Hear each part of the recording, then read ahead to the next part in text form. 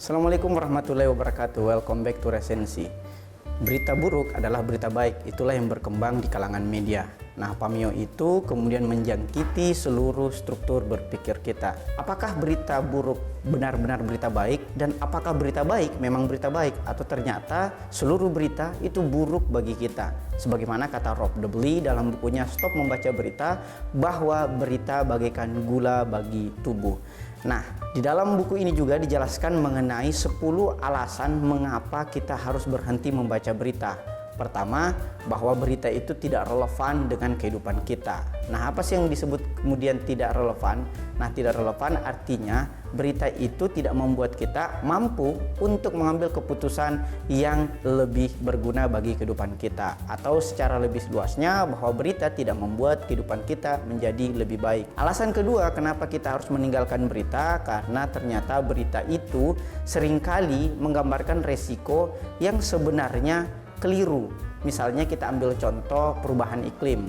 Nah, perubahan iklim yang digambarkan oleh media hanyalah sebatas peminimalisirkan penggunaan plastik.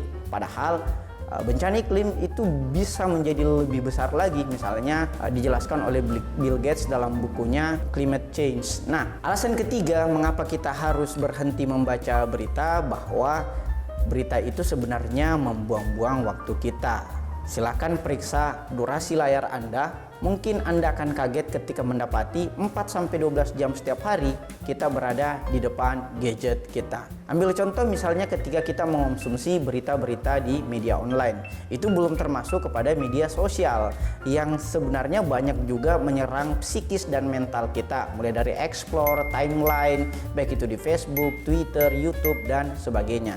Nah, alasan ketiga mengapa kita harus meninggalkan berita adalah karena berita membuat kita keliru dalam mengambalkan resiko. Nah, alasan keempat sebenarnya selain keliru dalam mengambalkan resiko, berita juga acap kali membuat kita itu mengaburkan gambaran besarnya. Contoh tadi perubahan iklim. Nah, alasan kelima kenapa kita harus meninggalkan berita, karena berita adalah racun bagi tubuh kita. Sebagaimana tadi analogi gula bagi tubuh kita, sehingga kita dapat menjadi diabetes dikarenakan berita. Dalam hal ini diabetes yang dimaksud adalah diabetes mental atau diabetes otak. Alasan kenapa kita harus meninggalkan berita yaitu karena berita itu merombak otak kita. Misalnya Nicholas Carr dalam buku The Shallow menjelaskan bahwa internet itu sebenarnya mendanggalkan cara berpikir kita. Nah, berita yang dimaksud di sini termasuk pula adalah berita online, karena berita online itu bukan hanya merombak otak kita tetapi juga bereskalasi pada penghambatan pikiran, mematikan kreativitas, dan menghancurkan kedamaian pikiran kita, apalagi berita online. Karena berita online sangat mudah proses penyebarannya. Alasan ketujuh mengapa kita harus meninggalkan berita, karena berita justru mengkonfirmasi kesalahan-kesalahan kita. Mungkin disebabkan oleh kecanduan kita dalam mengonsumsi berita buruk, sehingga yang tampak di hadapan kita dan kemudian mengkonstruk pola pikir kita adalah keburukan-keburukan yang kita konsumsi dari berita tersebut.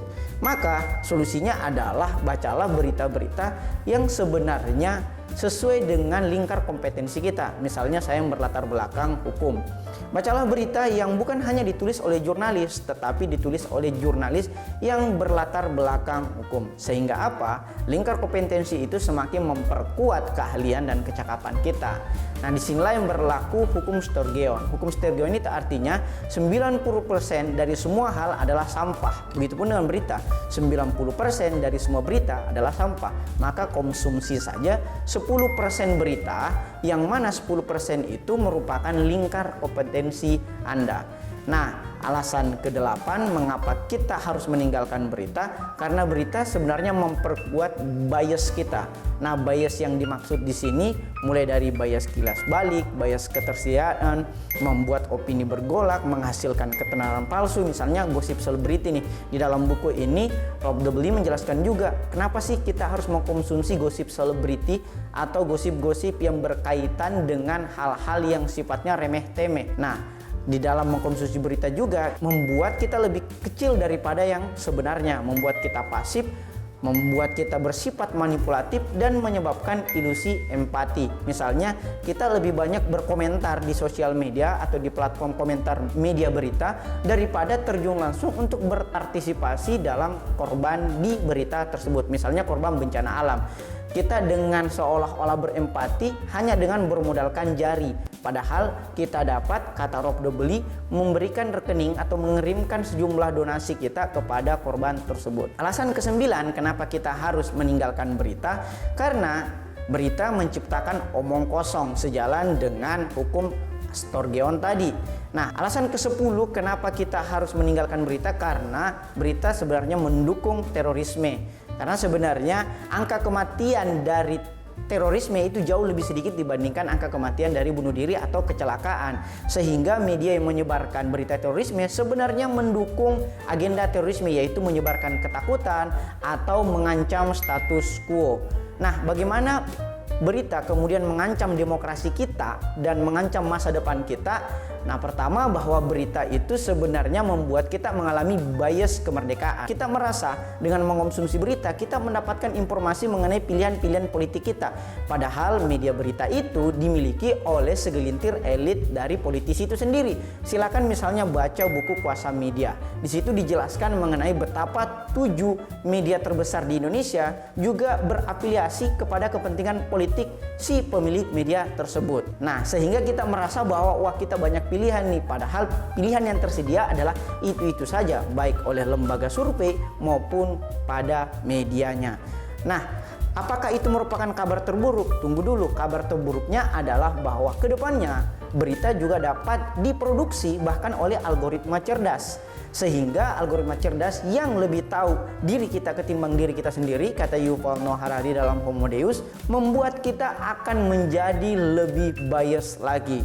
Nah, kita mengklaim bahwa berita atau media adalah pilar demokrasi keempat. Padahal beritalah yang kemudian menghancurkan demokrasi dari dalam.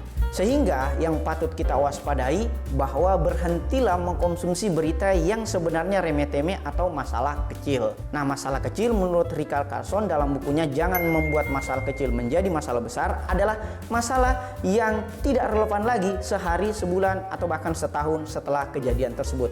Sementara masalah besar adalah masalah yang tetap relevan meski sudah melewati sedekade atau bahkan seabad. Sehingga kesimpulannya adalah jangan mengonsumsi berita kecil, atau bahkan jangan mengonsumsi berita sama sekali, atau bahkan kalau kita bisa lakukanlah puasa berita minimal dalam sebulan agar otak kita menjadi lebih tenang.